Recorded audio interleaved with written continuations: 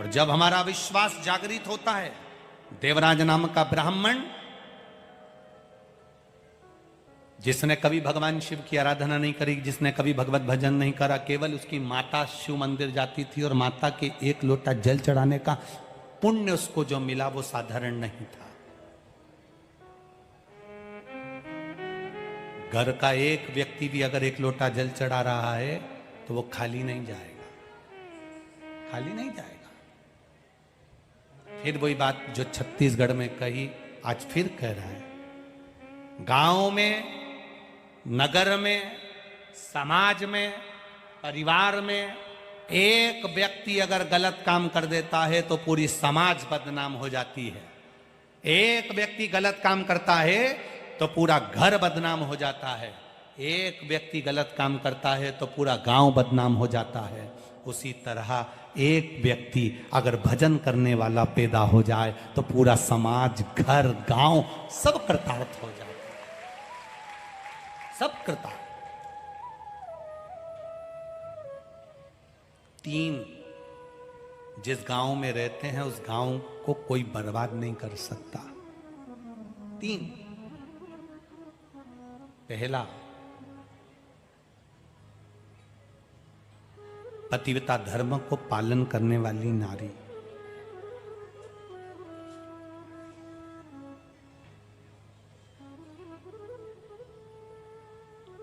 पतिव्रता धर्म का पालन करने वाली स्त्री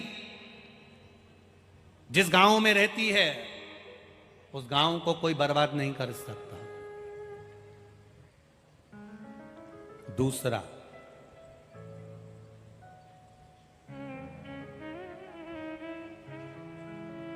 गांव में अगर कोई भगवान का भजन करने वाला, स्मरण करने वाला, भगवान की भक्ति करने वाला गांव में रहता है, उस गांव को कोई बर्बाद नहीं कर सकता।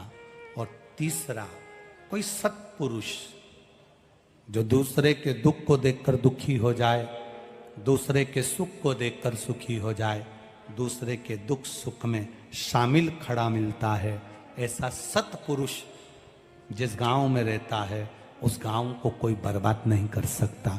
ये 3 हमारे गांव की रक्षा कर ले, गांव की रक्षा कर।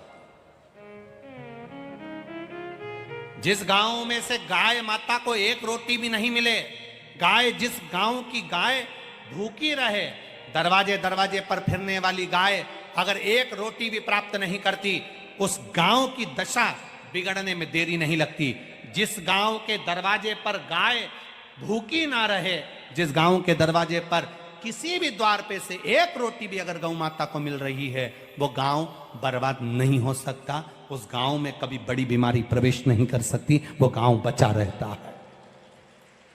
कोरोना जैसी महामारी आई, कोरोना जैसी बीमारी आई, बड़े बड़े शहर, बड़े बड़े नगर, बड़े बड़े गांव, बड़े बड़े खेड़े, ना जाने कितने कितने लोग मर गए।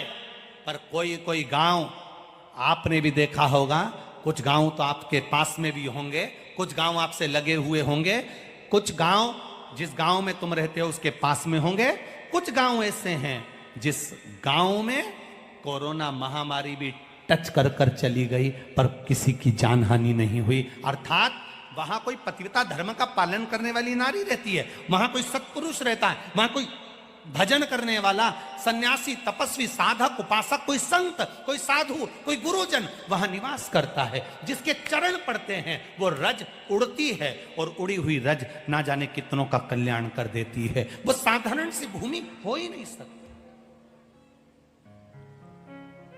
देवराज नाम का ब्राह्मण जो चोरी कर रहा है, धन ला रहा है, देवराज ब्राह्मण चोरी कर कर धन ला रहा है, चोरी कर कर धन ला रहा है। आपको कथा में कहा था, चोरी व्यक्ति कब करता है, उसके पेट भरने जितना तो मेरा परमात्मा सबको देता है। यहां जितने आप लोग बैठे हो ना, सबके पेट भरने की जवाबदारी, जो कथा में आए नहीं आए, जो सुने नहीं सुने, सबके पेट भरने की जवाबदारी उस परमात्मा के पास में है। व्यक्ति चोरी कब करता है? पेट भरने के लिए व्यक्ति चोरी नहीं करता, पेटी भरने के लिए व्यक्ति चोरी करता है। पेट भरने तक की जवाबदारी उस परमात्मा की है। मैं पेट भर दूंगा, तेरा पेट भर दूंगा, तुझे भूखा नहीं सोने दूंगा, तेरा पेट भरने की जवाबदारी मेरी है, तो चिंता मत करना।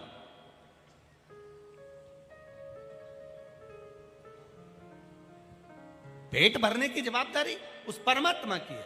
पर व्यक्ति चोरी कब करता है? जब उसकी बहुत सारी इच्छाएं जागृत होने लगती है, बहुत इच्छाएं।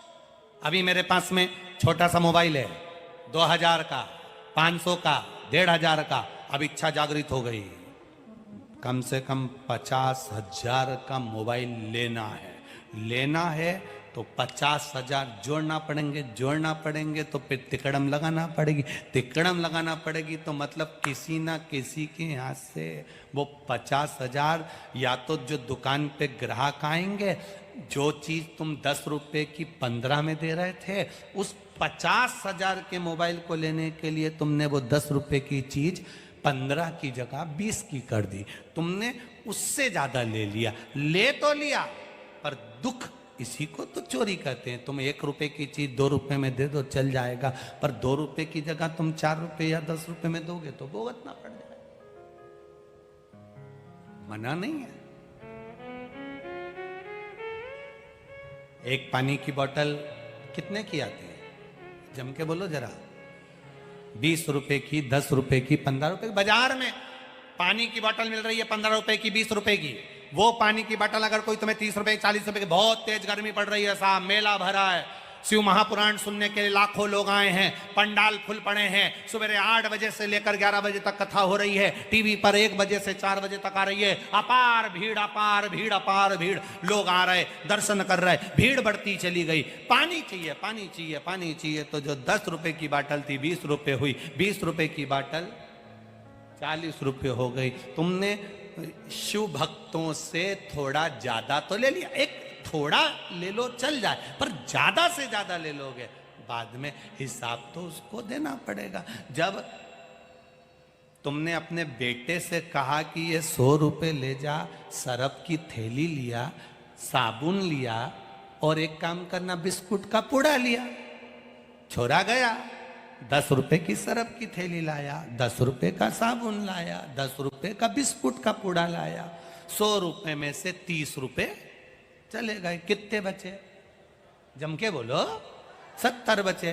तुम्हारा बेटा 100 रुपए लेकर गया था, आया, तुमने उससे पूछा कि नहीं पूछा कितना का सामान लाया? मम्मी आई 10 रुपए का तो सरफ लाया, आई 10 रुपए का मैं बिस्कुट लाया, आई 10 रुपए का मैं साबुन लाया, तो 70 रुपए का है, ला दे। बेटे ने हिसाब दिया कि नहीं दिया? बोलो जम के बोलो। दिया ना। जब तुम अपने बेटे से 100 रुपए का हिसाब ले सकते हो, तो वो भी तो 100 साल का हिसाब लेगा कि नीचे जाके करा क्या था तूने।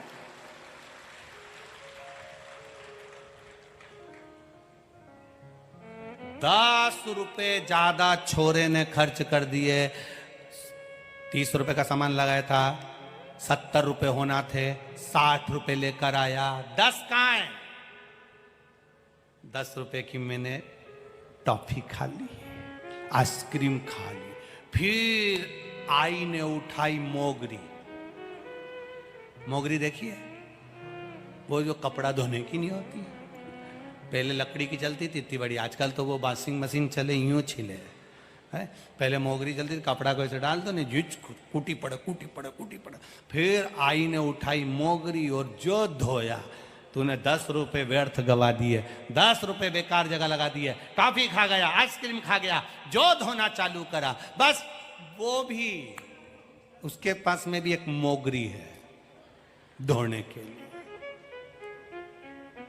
सब मशीन है उसके पास, वॉशिंग मशीन भी है, नरक में पटक देता है, घूमते रहो, वॉशिंग मशीन नरक में घूमते रहो। और एक मोगरी उसके पास में भी, एक गदा लेके चलता है, वो चिल्ला के कहता है हम यम हैं। और उसकी धर्म पत्नी भी साधारण नहीं है, यमराज की धर्म पत्नी दुमोरना।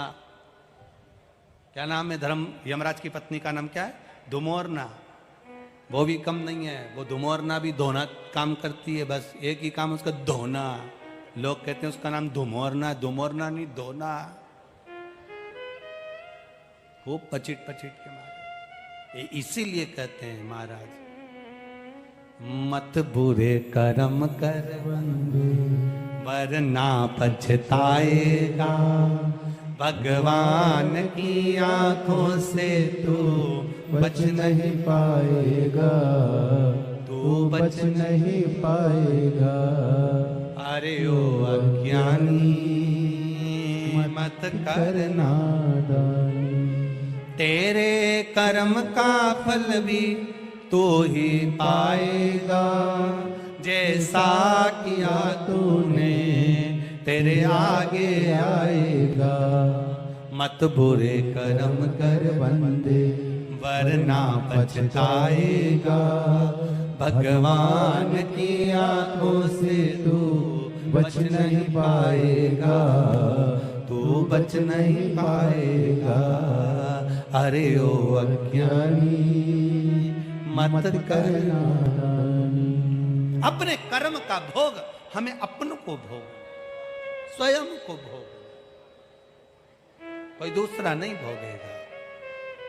शिव तत्व की प्राप्ति, शिव महापुराण की कथा कर रही है, भगवान शंकर का संवाद कर रहा है। देवराज नाम का ब्राह्मण जिसने कभी शंकर के मंदिर नहीं गया, कभी देवालय नहीं गया, कभी भगवान की शरणागति में नहीं गया, और शिव की शरणागति में ना जाकर वो देवराज चोरी करना प्रारंभ कर दिया, धन चुराया, चोरी कर कर धन को लेकर पहुंच गया शिव मंदिर में। शरीर में ताप हो रहा था, मंदिर में जाकर मौन होकर बैठ गया। शरीर में ताप पड़ रहा है, बुखार आ रहा है, शरीर कष्ट भोग रहा, कष्ट भोग रहा। और जब शरीर में ताप पड़ा, शिव महापुराण की कथा चल रही थी शिव मंदिर के अंदर। ब्राह्मण देवता कथा करते करते कह रहे थे हर हर। जैसे ही कहा हर हर महादेव, देवराज को गुस्सा आ गया, क्योंकि मेरे शरीर में ताप पड़ रहा है, बुखार आ रहा है, और ये पंडित जी तो चिल्ला रहा है, बहुत तेज तेज चिल्ला रहा है। जब शरीर में कष्ट है तो फिर चिल्लाना क्यों? चिल्लाए।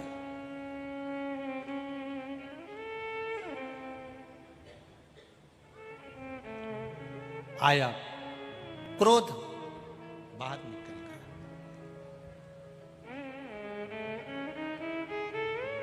विद्वान की, विद्वत्ता की सबसे बड़ी निशानी है,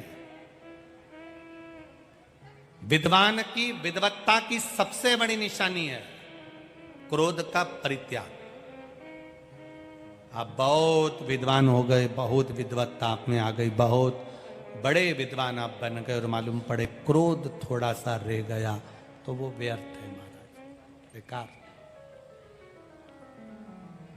फिर उसकी कोई महत्वता नहीं, उसकी कोई मूलता नहीं है। एक मेरा माताओं से निवेदन, और एक यहाँ पर जो भाई आए हैं उनसे भी निवेदन है, सारी जीजियों से और जितने जीजा लोग आए हैं उनसे भी निवेदन है, जब कथा में घर से निकला करो तब श्री शिवाय नमस्तुभ्यम कहकर निकला करो। जब भूमि पर कथा सुनकर यहाँ से जाओ, या कथा के बीच में जब भजन आता है, भजन के बाद श्री शिवाय नमस्तुभ्यम कहने का मौका मिलता है, तो दिल से अपने मन की बात उस महादेव से कहा करो। जितनी देर आप उससे अपने मन की बात कहोगे, वो आपकी मन की बात को सुनेगा, श्रवण करता है। प्रार्थना सुनो शिव पुराण, पंडाल में बैठकर नहीं सुन सकते तो दोपहर में 1 बजे टीवी चैनल के सामने सुनो। नजदीक में रहते हो